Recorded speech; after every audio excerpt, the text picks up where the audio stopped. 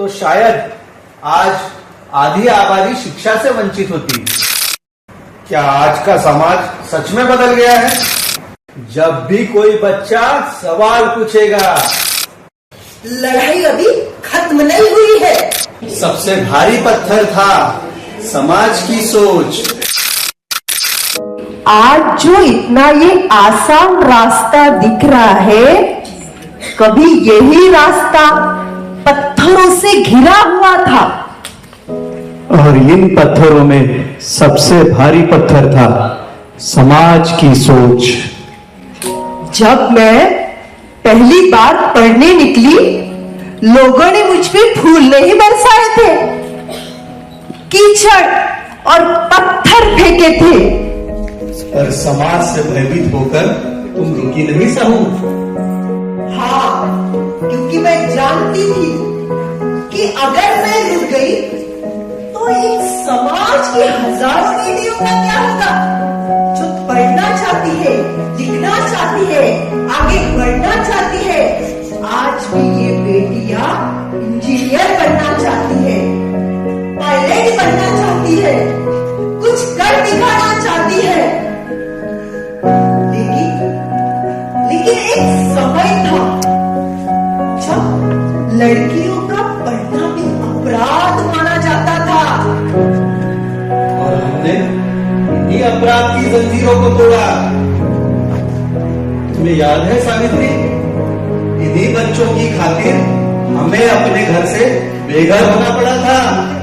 हाँ, और लोगों ने यहाँ तक कहा था कि बच्चियां पढ़ेगी तो समाज टूट जाएगा। और हमने कहा था, ये बच्चियां पढ़ेगी तभी तो एक सशक्त समाज का निर्माण होगा।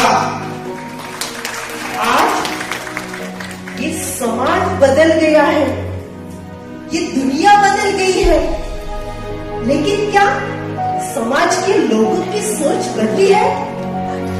कहीं ना कहीं किसी ना किसी लड़के से ये कहा ही जाता है कि तुम्हें पढ़ने की क्या जरूरत है।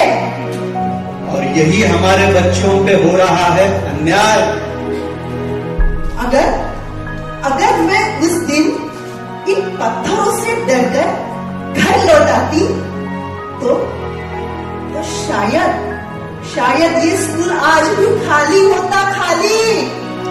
अगर हम समाज से भयभीत होकर रुक जाते तो आज भी देश की आधी आबादी शिक्षा से वंचित होती। हमने सिर्फ स्कूल नहीं खोला था, हमने तो इंसानियत का दरवाजा खोला था।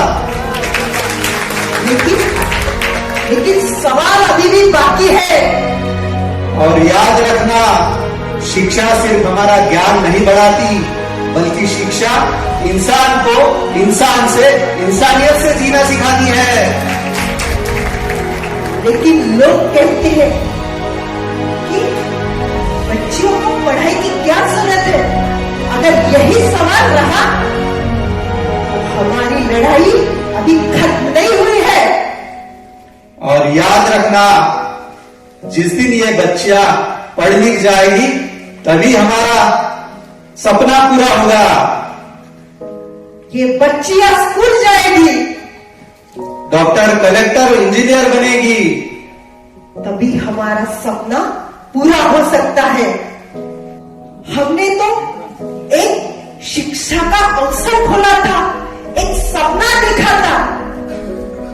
ये लड़कियां स्कूल जाएगी और इंसानियत का एक तजुर्बा लाएगी। अभी हमारी बात रुक नहीं जाती। हम साथ में ये कह सकते हैं कि हमारी लड़ाई अभी जारी है।